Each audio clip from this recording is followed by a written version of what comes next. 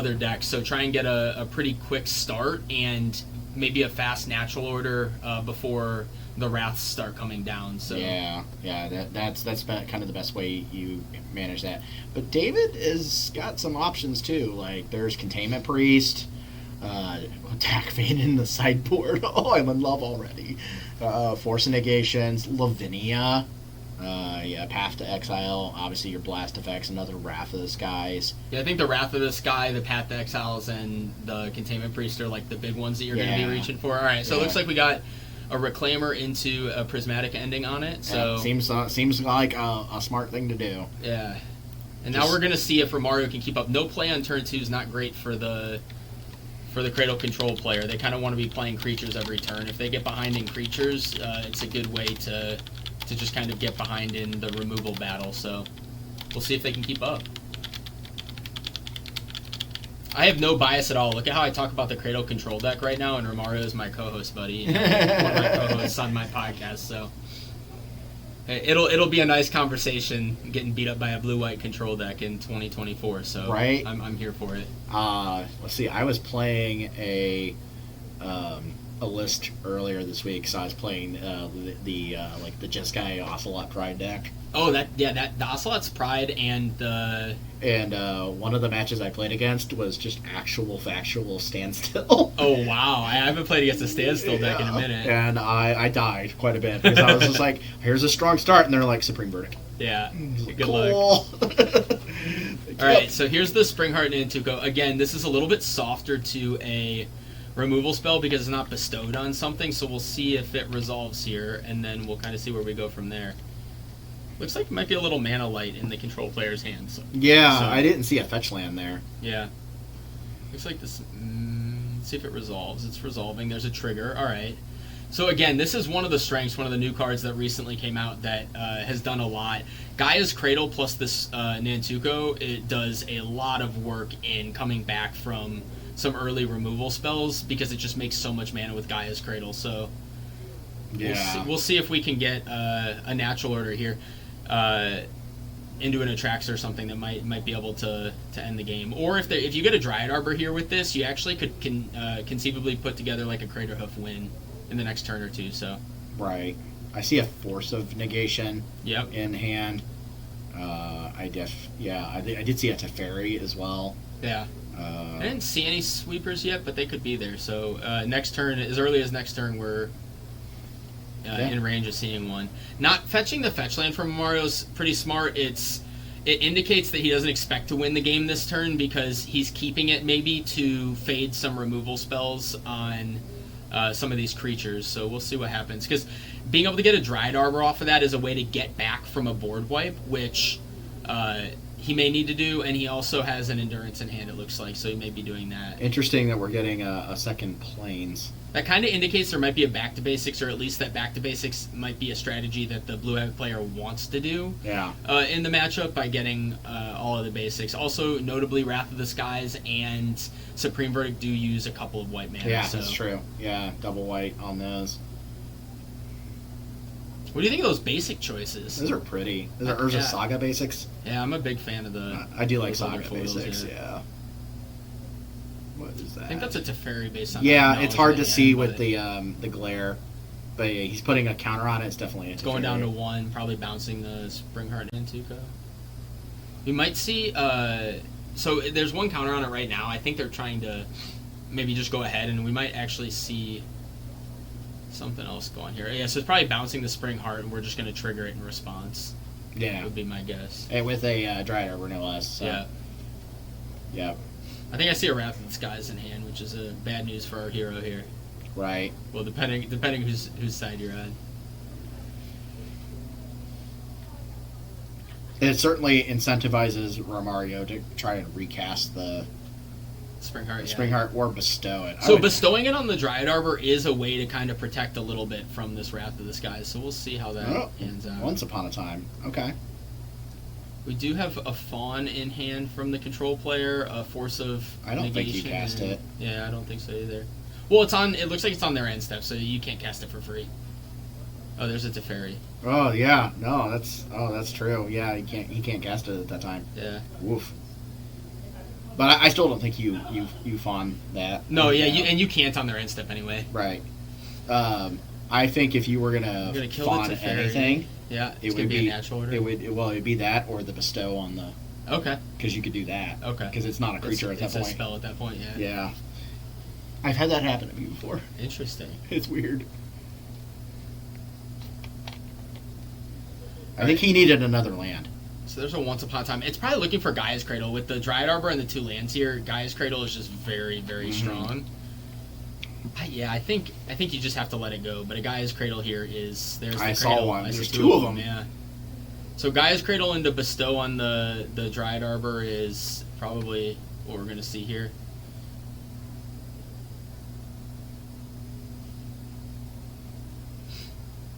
So one of the things that you can also do with board wipes and removal spells is those the new Gate of what's the other word for it? Talon Gates. Talon Gates, yeah. So that card is very good at helping avoid removal as well if you have like an active White of the Reliquary or Elvish Reclaimer to do that. So no play means I think I see an Endurance in hand. That's probably what we're going to see here.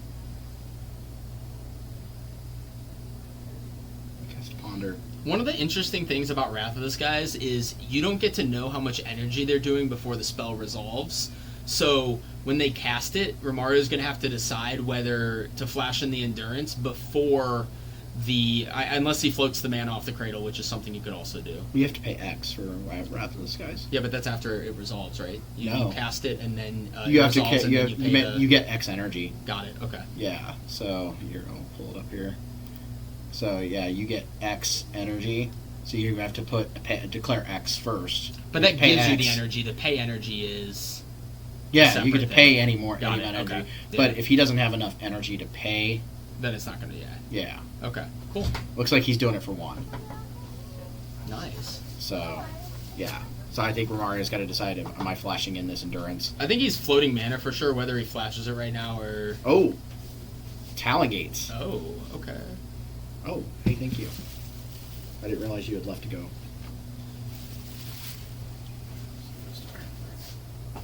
Did not forget that. So, oh yeah. So Talon Gates, and what is he saving? That's a good question. Maybe the Dryad Arbor because he has the Bestow for the on it. Maybe that's how he thinks he gets back into this game. Right. Yeah, I think they're talking about the energy, like the amount of energy and everything here. So we'll see what happens. Well, he casts it for 1, so he gets 1 energy, and then he has to pay 1 energy. Yeah.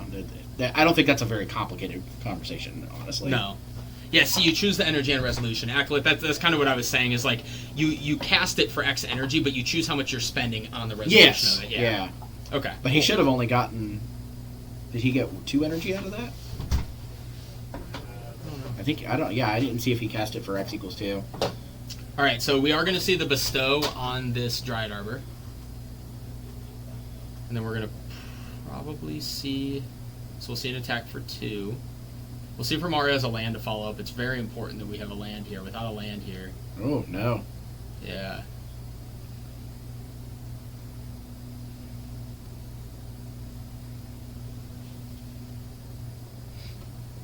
Alright, what do we see? I do see some removal spells. There is a 4th Earlingus in hand, too.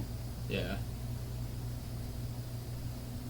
Yeah, 4th Earlingus versus an army of potential Dryad Arbors is a very interesting standoff. Yeah. If you guys haven't seen Dryad Arbor go really wide with this Springheart Nantuko, it's a pretty interesting thing. Alright, that's a Nar set, it looks like. One of the alternate Nar sets. Yep.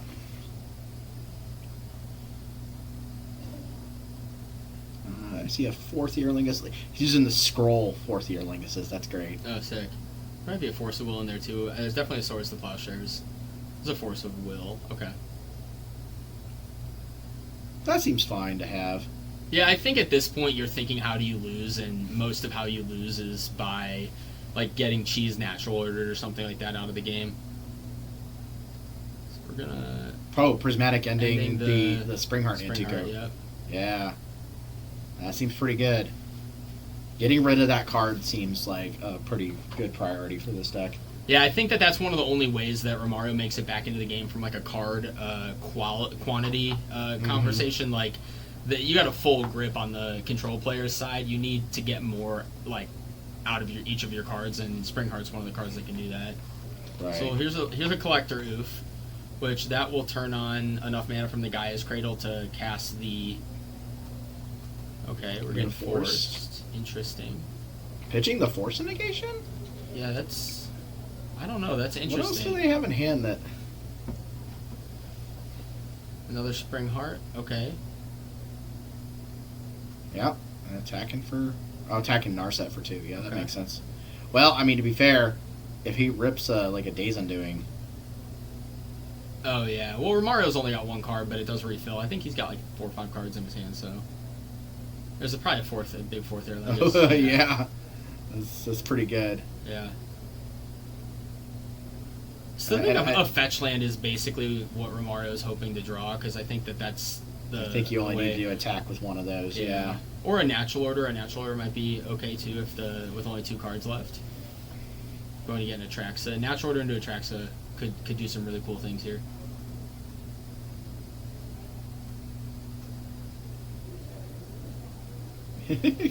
Just watch him. Doing the thing. Unless he's got like. There's a layer of the Hydra trigger. Gonna make a Dryad Arbor. Now the question is whether you make another Dryad Arbor and another Dryad Arbor. So you can use the Dryad Arbor in the forest to make another one. Yeah. And then you can make 3 mana and you can make another one. Yeah, that seems pretty good. Yeah, this is kind of what I was talking about. I think this is one of the only ways to get back in. Hope you dodge a sweeper here, because you have to. And then if you dodge the sweeper, maybe you rip just a Green Sun or something big off the top, or a natural order, and you win the game. But looks like we're there too. I think Pending's fine. I still think that Romario will win the game if a natural order resolves here for Craterhoof Behemoth. So we'll see. There's a Days Undoing. Oh, that's... Yeah. So, notably, Romario will get 1 card because Narset lets you draw 1 card on the other turn. Yes.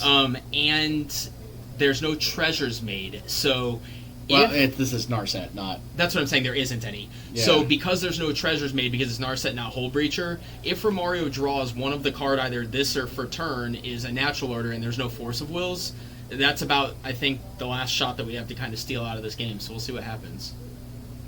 And also, since it just ends the turn, there's no Monarch trigger, I don't think. Oh, interesting. Yeah, that's true. I'm not sure, but I don't think there is. Nope, He's not doing it, so yeah. So let's see if there's a natural order here and if there's any way out of the game, or out of stealing this game. I see a Teferi. The layer actually gets pretty big, but the layer notably doesn't have trample, so... Yeah, so you can't... It gets chump blocked by a... Yeah, so... If the last card in hand's natural order, we're good. If it's not, we'll see.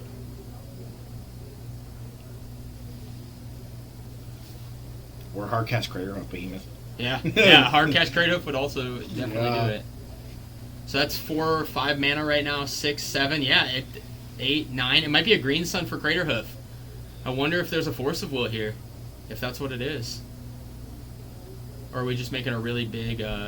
No, we're just making a really big layer of the Hydra. It's a lot less exciting. But... Yeah, a little bit, because he just chumps blocks with the... But he's going to attack everything, so...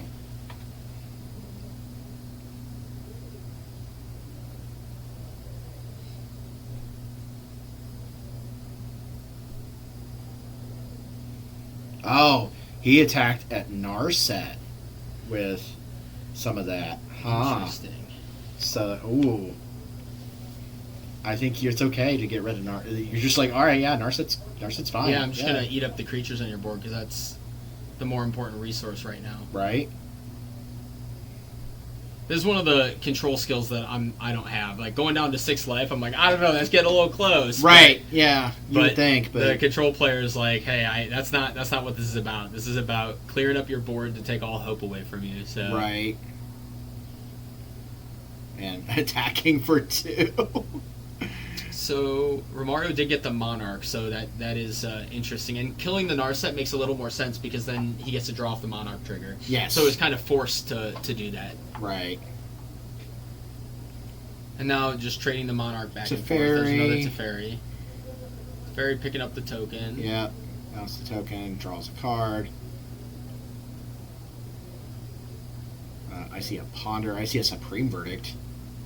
Yeah, I think this is mostly what we call garbage time at this point. Yes, yeah, for sure. You're just casting spells, yeah. Your control opponent has infinite resources and... and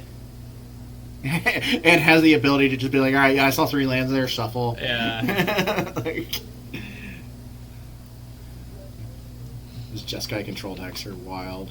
Yeah, I will say I play a lot of Dark Ritual combo decks. When you're playing a creature deck, there's not a lot worse than when you get behind versus a control deck and it just feels like this. It's similar to tempo or to combo decks when you get behind a tempo deck and you just know their hand's full of counter magic and they still have their 3-power flyer attacking you. Does he have to discard? I think he does. Yeah. Nope, maybe not. He might be exactly at 7. Oh, nope. Got to discard 1. Let's see what the discard, how disrespectful. Yeah, Supreme Verdict. Supreme Verdict discard is max disrespect. You're playing against the Creature Matters deck and discarding Supreme Verdict. Yeah. I mean, yeah, no, Romario is just so low on resources at this point. Like,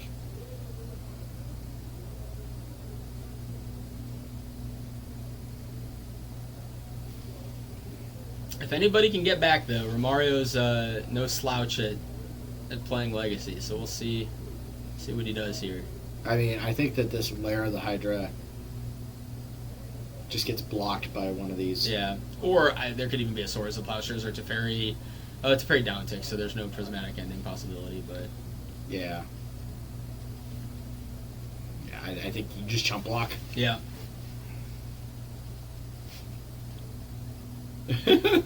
all these lands in play. Yeah. Oh man. The world is their oyster. Right? Yeah. Yeah. If we see a back to basics here, it'll be interesting at some point. Basically, locking down all of Romario's, including his threat. It'll be. Yeah. That seems. Obviously, he has basic forest and double mana dork, but that's still just quite a bit of. Yeah. No, that would be pretty insane. I think I see a Wrath of the Skies. Yeah, I see Teferi. Some cantrips. I think he's trying to. Do I fetch? What do I do here? Oh, whoa!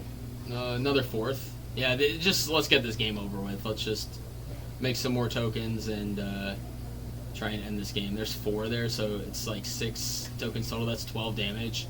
Right. This game will be over pretty quick. Keep a couple back just to make sure that nothing like crazy weird happens, but. Right. Uptick Teferi. Yeah, trigger Monarch at the end of the turn, and... I see a Brainstorm. Yeah, there's a lot of cantrips in hand. When your hand's so good that you don't cast any of your cantrips with like 14 mana in play, I mean... Right? Yeah. You're in a good spot. He didn't even take up Teferi. Oh. I thought that was a new Teferi this turn, was it not? No, it wasn't. Yeah, you're right. No, he didn't even take up Teferi. Yeah, none of that matters. I mean, white is fine, but it's not that great here. Yeah. Let's see. Is it Lair just fired up again? 4. Yeah. 5. Okay. I mean, he has to block it, so... Yeah. But still, that's rough. Yeah, you have to make it lethal with the double Hierarch in play. It's going to be lethal, but 10 power on the way back means if you triple block, you're still taking 4. So it's not quite lethal here from the control Going player 5. 5 all here. Close game. Right? Close game. Are they playing? Oh, Mystic Sanctuary. Oh. Is that going to get another 4th? Oh, man, that's going to be a big 4th here, Lingus. Uh-huh.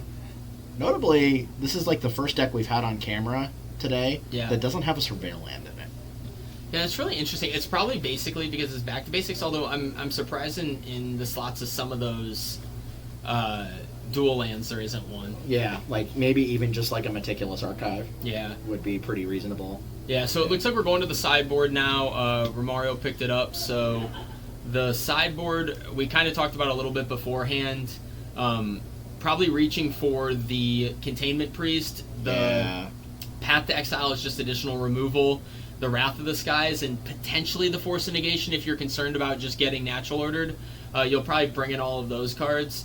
I don't know that Lavinia is really what you want to be reaching for. It does shut off some like Cradle into Green Sun Zenith lines and stuff like that, true. but it doesn't. Yeah. It's not really exactly the deck you want. It's there for, and then I can't imagine Ruination is really what you're kind of wanting to do either. I didn't even see that one. Yeah, I think you're mostly just wanting to bring in the extra removal. That's great. What do you bring out? That's the biggest question. Yeah, you probably can cut. You can probably cut some of the, maybe some of the Planeswalkers or some of the Hull Breacher stuff. I don't know. I feel like mostly how you win this game is through wrathing into some fourth, like we kind of saw there. Like you can Narset Echo, or Narset Days Undoing, but I'm just not sure that that's necessarily what you want to be doing. You want to shut down their deck by removing their creatures. And then just shut the door with something like a fourth Airling, just like we saw. And I mean, you don't have to shave all of them either. You can shave if you're only bringing those like 3 cards or whatever, you can just shave 2 Narsets and a Days Undoing. And I think Teferi is also not amazing in the matchup. Like, true. A 3 mana bounce a creature in like a creature swarm, like playing a bunch of creatures off a Gaia's Cradle is going to be very varying in its effectiveness. So. I think what it does is it shuts off it really only shuts off Once Upon a Time. So. Yeah, or snuff out maybe post board if Romario thinks about Hull Breacher. Which you didn't even see a Hull Breacher, so it's not clear that Hull Breacher is even on Romario's radar. And even if you knew that there was 2 in the list, is there a chance that you just don't bring in the snuff outs and you're like, if it happens, it happens? Because it's just such a bad card in the matchup outside of exactly that Hull Breacher. Yeah, because if your opponent eternalizes their Timeless Dragon, it's black. And trying to snuff out 1/4 is not really the idea most of the time. Like, So I wouldn't bring snuff out in. Yeah.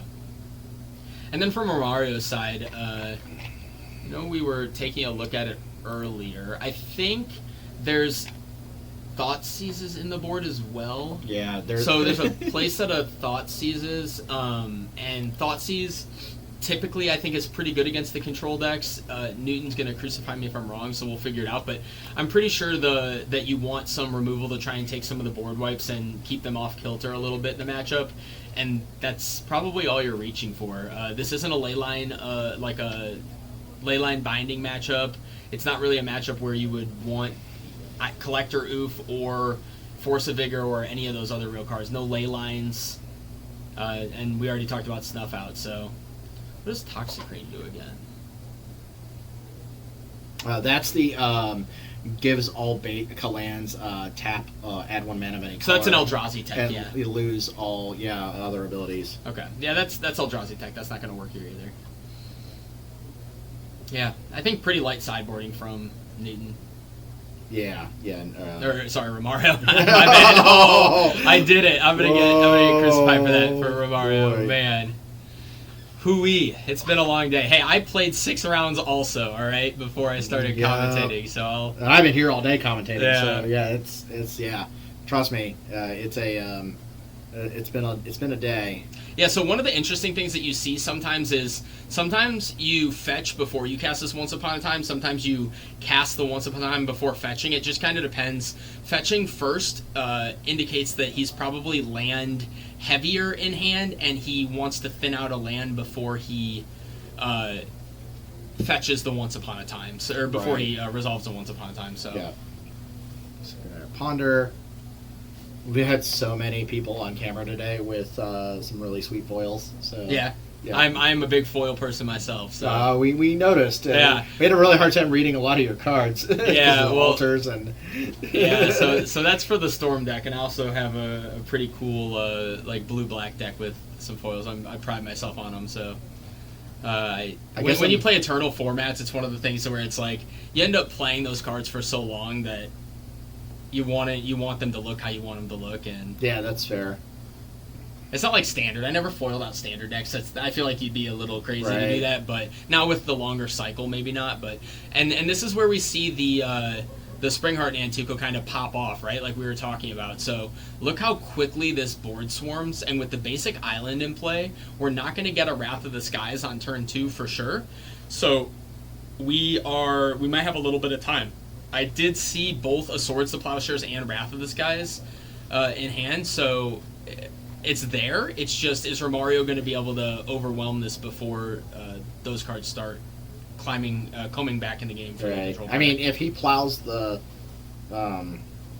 Noble Hierarch, then yeah. The Wrath is going to be pretty brutal here. Yeah. We do have to keep in mind the Talon Gates coming off of this Reclaimer, protecting something. Whether or not what that ends up being, we'll kind of see. But maybe Nantuko. Yeah. Yeah, I do think protecting the Nantuko is pretty big there. Resolve Ponder and Shuffle. Didn't see a land. It looks kind of land. land light over there. Yeah, I didn't see a land, so yeah, you definitely don't want to keep that. I guess I now have to, like, I had brought a deck because I thought maybe I might be able to get a chance to sit down with Kai and play a game with Kai, and I don't think it's going to happen. Yeah. But, so I had proxied a deck to bring, and I was like, and I was just talking to Carrie, and he was like, my buddy needs a deck, and I was like, I don't have anything to give him. I was like, well, I have Azorius Stifle Knot with me. Let's go, yeah. And he was like, send me a list. Like, maybe I'll give it to them for tomorrow. I'm like, yeah, that's fine. It's proxy, whatever. Yeah, I've been playing Blue-Black Stifle Knot, so... I like the Azorius one because I like Doorkeeper Thrall, and, you get to play Null Drifter, and... Yeah, I've been playing Blue-Black just because Frog's kind of a messed up card, and so it's... Instead of it still plays like the Dress Downs and Stifles and everything, but then it plays the Frogs instead of the other 2-drops. Yeah, I think having, like, 8 copies of a card that says you get to cast your Dreadnoughts, multiple Dreadnoughts a turn is pretty gross. It's pretty sick, yeah, for sure. Especially since one and of you them... also don't have to do it on, like, you can just put it into play on turn 2 at an end step without the Dreadnoughts in hand, too, which is kind of nice. Yeah. Whereas Dress Down, you have to have it all sleeved up, ready to go. Okay, so we pass back. It looks like we do have a little bit of mana issues from the control player. Oof. We're going to get another Swords to Plowshares here. Plowing the Reclaimer makes a lot of sense, actually. Yeah, getting a Cradle is one way that this game ends a lot quicker. It looks like Romario also might be a little bit soft on mana, too. Ooh. So we're going to see...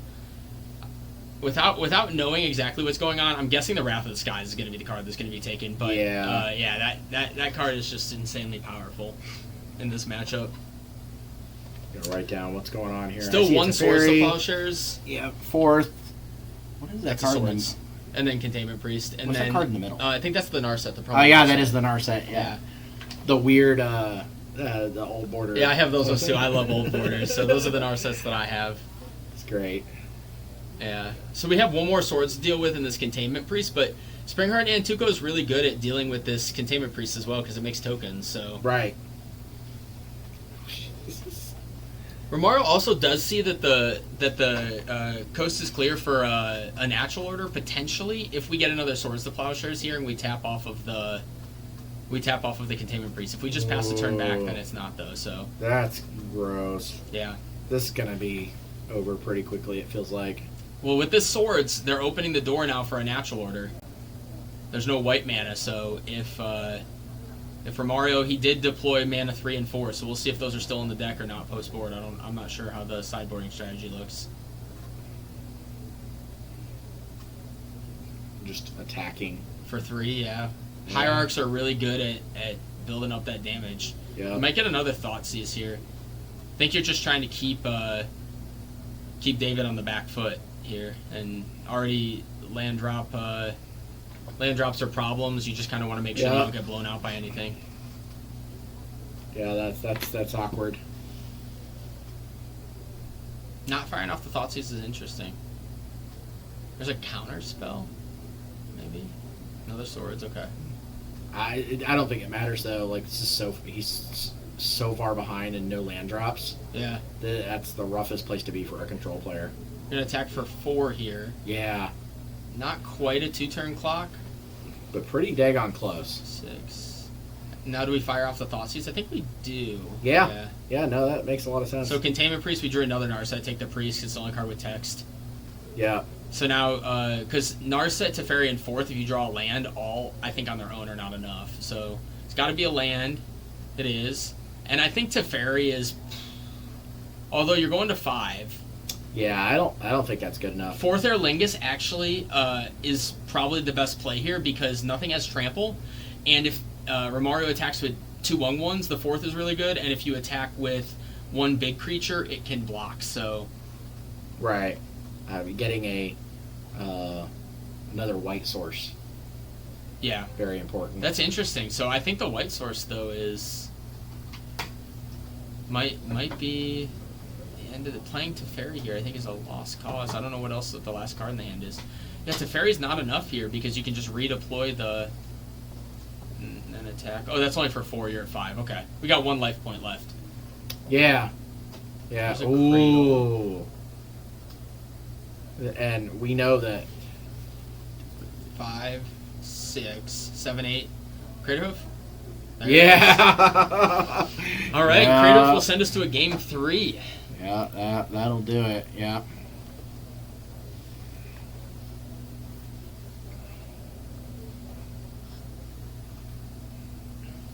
It's pretty crazy how just a handful of removal spells kept that game going as long as it did with missing land drops since turn 2. So Yeah. If he'd have been able to follow up any of those removal spells with one more actually- land would have yeah. been, yeah. Because Narset finds some cantrips find more lands, and it's Yeah. Sometimes that happens though. Sometimes you do some things and you're like, all right, I didn't see any what I wanted. yeah. If y'all didn't catch it earlier, Echo of Aeon's drawing all mana. Like there's plenty of variance in Magic, and that's one of the things that's fun, frustrating, and keeps you coming back. So As somebody who's played a lot of Echo of Aeons too, I agree. yeah. Well, I think it's pretty interesting, right? Because it's like that's what makes bad matchups winnable sometimes, and Yeah. and sometimes that's what gives you hope to like you sit down as a deck and you're like this matchup is just unwinnable, and then hey, fate's behind you. Some things go your way, and you steal a matchup that you had no business winning. So Right. You draw like the perfect 7 Yeah, off your exactly. Echo, and you're like, all right, that's great. Yeah. We're doing it. I had one of those on one of my videos. I was playing one of Killabee's concoctions. Oh yeah, I played Riddler quite a bit. I Well, it foiled was- out that deck right before they printed Bowmaster. So it was the upset, one but- that played Leyline of Anticipation Okay. and Brunehorn Hellkite, Oh, sick. and I killed a D&T player in their upkeep That's hilarious. on game 1. Yeah. And my opponent in the chat went, "Sir, this is my upkeep." Yeah. You know what doesn't like Runehorn? Doomsday does not like playing against Runehorn. Okay. Oh yeah. You just deck them in response to anything after they Doomsday. Right. It's pretty funny. Uncounterable, if I might add. Right? Yes. Yeah. That deck was fun. That was a goofy deck. I think I only went like 2-3 in that league too. Yeah. But it was still like. Yeah. It was fun, clean Magic to watch because there was, just those things that happened. Yeah, when you're playing combo decks, that's one of the enjoyable parts about combo decks is even when you're not doing well, any game that you're in or winning or doing well is usually a lot of fun. Yeah. So. When you get to do the thing Yeah. that your deck is designed to do, when you're like, hey, like this deck is designed to kill your opponent on turn, on their turn 0. Yeah. And you get to do that thing. That's fun. Yeah. Yeah. Whereas like the blue control mirrors or tempo mirrors, like if you're just getting beat up all day, it can be a little bit exhausting. So Right. All right, so it looks like we have a cantrip. Yep. Probably not gonna have the same mana issues we had last game. Nope, I see some more lands I see in more hand. lands, more cantrips. So, and Romario starts off with a mana dork. So Notably, not fetching for basics and leaning on the lands. I think knowing that your opponent doesn't have Wasteland.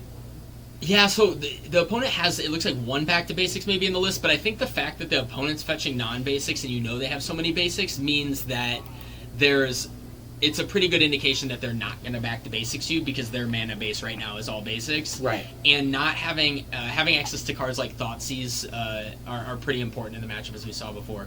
So we're going to get an ending on this Mana Dork. Again, this is one of the ways that the deck works is you just remove a couple early threats. Resolving a 3-drop on a roughly empty board is one of the ways to kind of get ahead here. So if the control player can play a 3-drop mostly unpressured, that is a really good indication that they're going to be able to pull ahead in the matchup. This is Teferi in hand. Yeah. So, yeah. So Teferi bounce the Mana Dork, might die to a Dryad Arbor fetch at end step, but that's a lot of resources having to deploy the Mana Dork again and attack with Teferi really tightens up your mana, so Right. or attack the Teferi. It definitely seems interesting. That's an R set. Okay. Okay. So if we minus the Narset, A Dryad Arbor Fetch can attack for 2, so it still doesn't clear the Narset as it stands. It looks like we're getting a 4th Erlingus. Okay. So if you have a 1-2 punch of a board wipe into 4th, that's going to be pretty strong. I see a lot of blue cards, though. I don't know that I see any board wipes right now. No. I see a Dak Faden?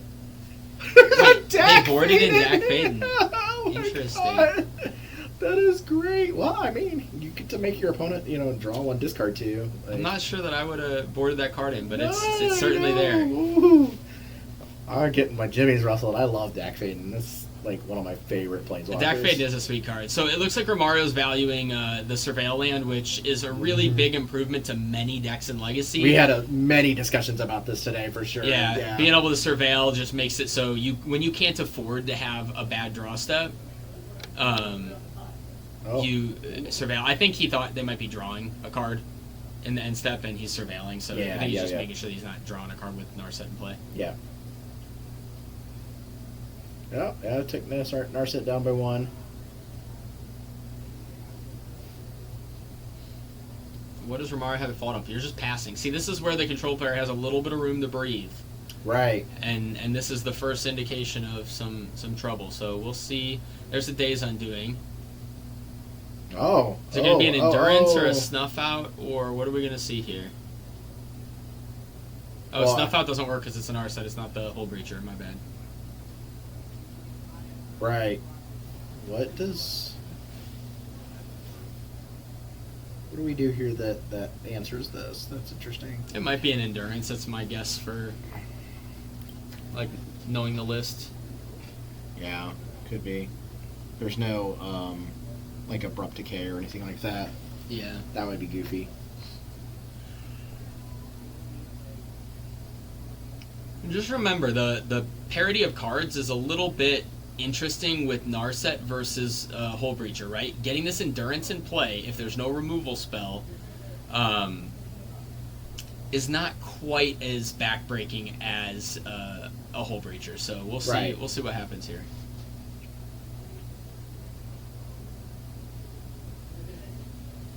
Regardless, I think putting Romario on the back foot with the drawing 1 card. Oh, for sure. Yeah, Romario being down to 2 cards is a rough spot to be, for sure. Versus the control player with the full grip. I just like to think of, you have to think of the ways that Romario still wins the game. So you think of something like maybe Natural Order still in the deck and there's no Force of Will drawn off this, and you get an Atraxa and you get enough cards to get back into the game. So we'll probably be attacking here first. Oh. We'll see a Swords, okay. Yep. And we'll see if we have something like a second main, make a couple creatures, or something like go get an Atraxa. We'll see. Okay, a Reclaimer.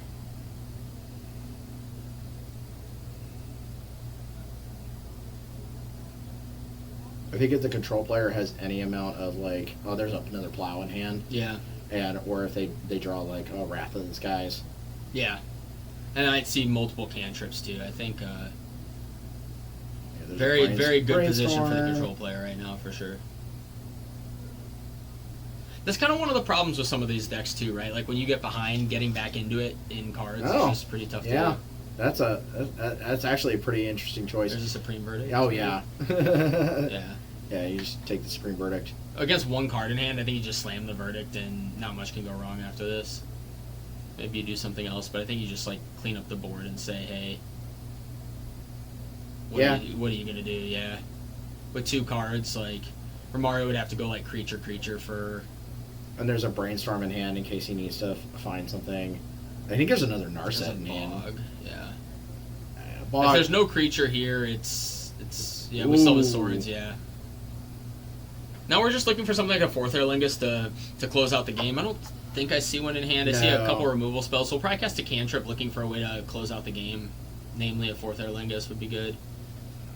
Just so much more forces and blue cards. So. Yeah. This is the other half of the deck that you kind of sometimes see, but luckily for the control player, it doesn't really matter. Yeah, there's a force. Just kind of a ham sandwich will win the game at this point. Right. When they're getting rid of some white removal spells, it's... I expect to see another cantrip here, maybe. This is Yeah. an example of where the one surveil land is really nice, though, right? Right, Instead of yeah. just being able to filter a little bit. Right. Yeah. So here's a Mana Dork. There's a Hole Breacher. Oh boy. We'll probably fetch End Step. I don't think they want that card. I think they're just, again, looking for like either a Days Undoing now or a Again, Force I Willingness. think this is where the Meticulous Archive would have been really good. Yeah, Yeah. exactly. Yeah, you get to see another card. Because really, Off you your just want fetch land. fourth or another Days Undoing, and that's really Yeah. where you're at right now. Yeah, and the coming in play tapped is just like negligible at that point. Yeah. Yeah, I think given the force of negation and potentially force of will in David's hand, that this game's basically over. But I think Romario is still like, hey, maybe I could draw out a clutch natural order or something. But yeah. The Dak Faden, yes, the yes, Dak Faden with Hole Breacher is certainly a combination of cards. yes. Let's go. So that would put Romario on no cards and up 2 treasures for David if Right. he uses it. Oh, do it. Yes. All right. Any Dak Faden's fans in chat? If you're a Dak Faden fan, I have played that card so many times in Vintage. I love it. It's one Yeah. of my favorite Planeswalkers that never sees play anymore in Vintage. it's just the power level of cards is just getting Right. so strong in these Eternal formats. Yeah. Just tick up Dak. Target your opponent. So what's happening is there's a Hole Breacher in play. So when you plus on Romario can't draw any cards. So Romario just has to discard the 1 card in hand. And when he discards it, he'll also create a treasure because it's prevented from 2 treasures because they're prevented from. Oh, the natural order was there. Man, oh, that's rough. Yeah, attack with Hole Breacher. Yeah.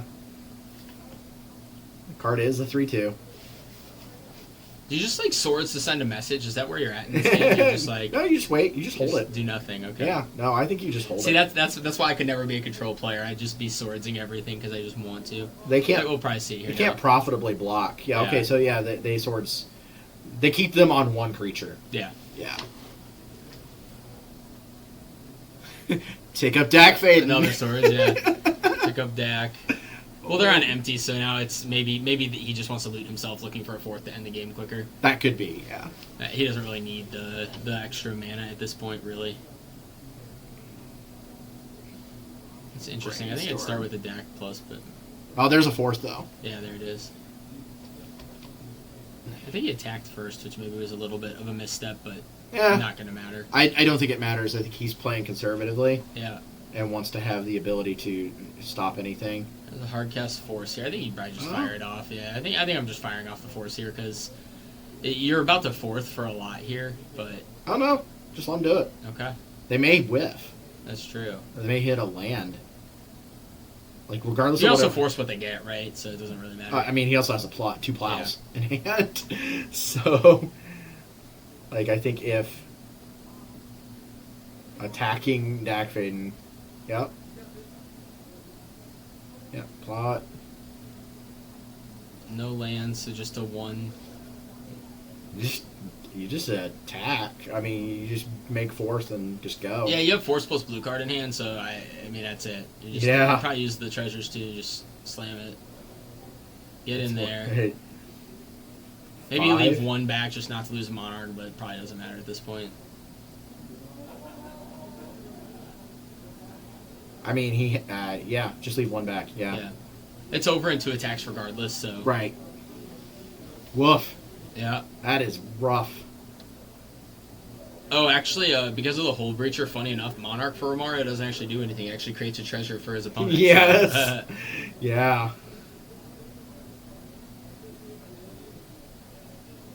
Oh, weird. Oh, so he's taking up targeting Romario for for more mana. for yeah. more mana. I think he has another 4th in hand, so it just guarantees the game's end. You just force whatever. It doesn't matter, force it. Yeah. Wow. Dak Faden in 2024 Legacy. That's amazing.